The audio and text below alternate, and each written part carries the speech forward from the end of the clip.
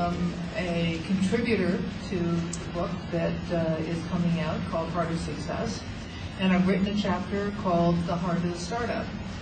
And I am talking about what it takes to be successful as a startup, and what you need to do to achieve your heart's desire in a company that you have founded.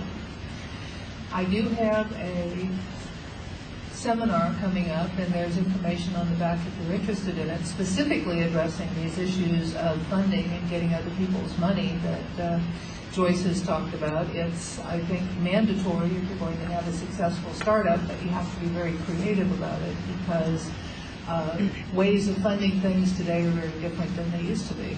So I'm looking very much forward to talking to you all today and getting a little bit more information about my view. Well, the website that I would like for you to think about checking out is called BreakthruCenter.com. So it's www.break.center.com.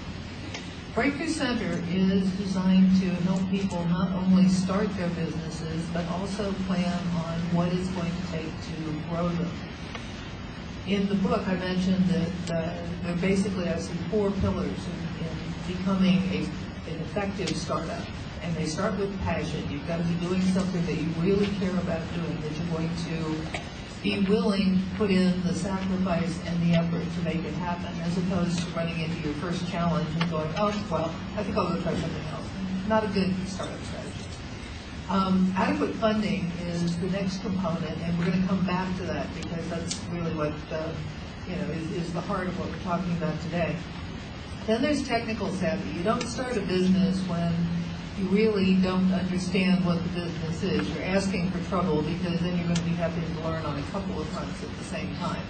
And this gets back to what Joyce was saying. Women will kind of dive in and use their own money and credit cards and all that. Men have more of a tendency to say, gee, I better figure out what it is that I'm doing. I better go and work with somebody who is more or less in the field that I want to work in, so I have a little bit of understanding about the dynamics. But then you have kind of security, and so it's difficult to really move on and go to your dream. But it is important that you have that piece. You need to know what you're doing. You wouldn't start, for example, a spa while you're still in massage school, or at least I hope you wouldn't. Barbara's had a successful spa, so very interesting. Right. And you were talking about technical. You don't necessarily mean software. No. Technical is whatever you are. For example, in the spa business, it's things like knowing how to choose the right cosmetics and body treatments and other components in the spa. It's having a license to do facials. It's having a license to do massage. It's knowing the technical components of what it is that you're trying to do. And that's anything from, if you want to be a good street sweeper, you better know how to sweep, to building your own software company and changing the world with something like Facebook. And you also, the second part of technical savvy is business savvy, and that's another whole thing. It's not good enough to understand how to do massage. If you're going to operate a spa, you have to understand payroll, human resources, pricing structures, what the ratio of selling products to selling services should be, and the other components that are going to ensure that you take that precious money that we're going to talk about in a minute and bring back extra gold for what you invested.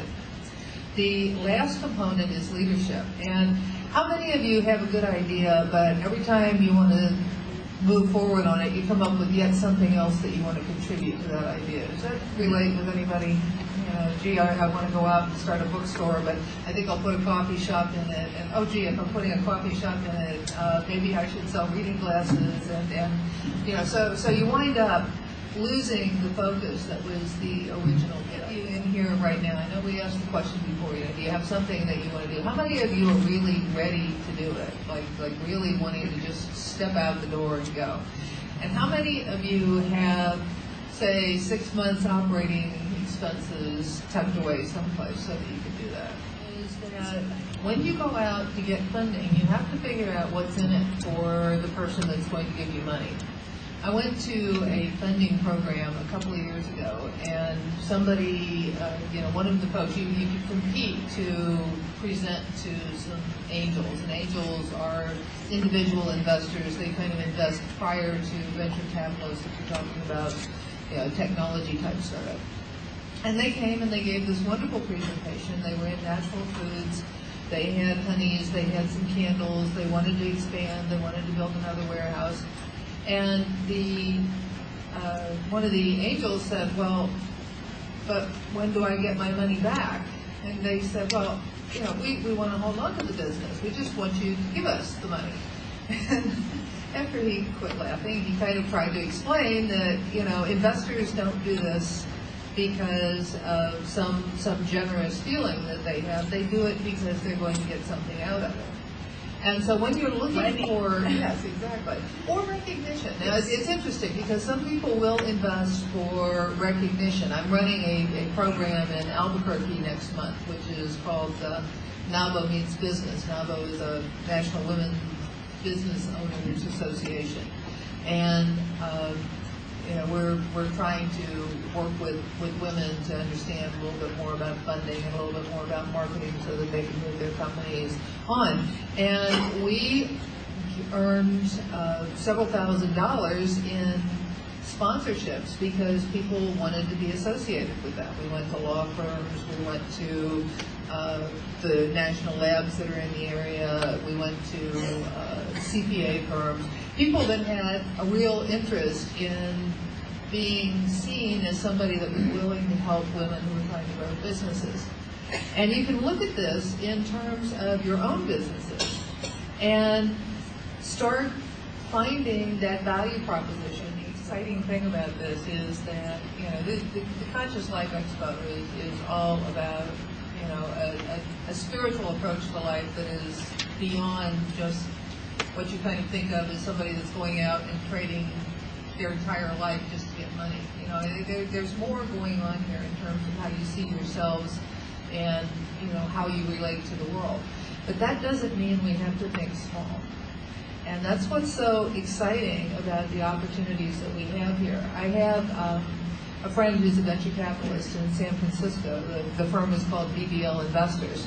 And that's for a double bottom line. Double bottom line is that not only are you making money, but you're also contributing to, giving back to the earth. And when I talked to her and said, gee, that's an interesting strategy, she says, well, yeah, but so many people do it wrong because they compromise on their financial goals just so that they can say that they're giving back. We don't compromise, and we are developing fantastic companies that are profitable at the level that is your traditional expectation and giving back. And isn't that exciting?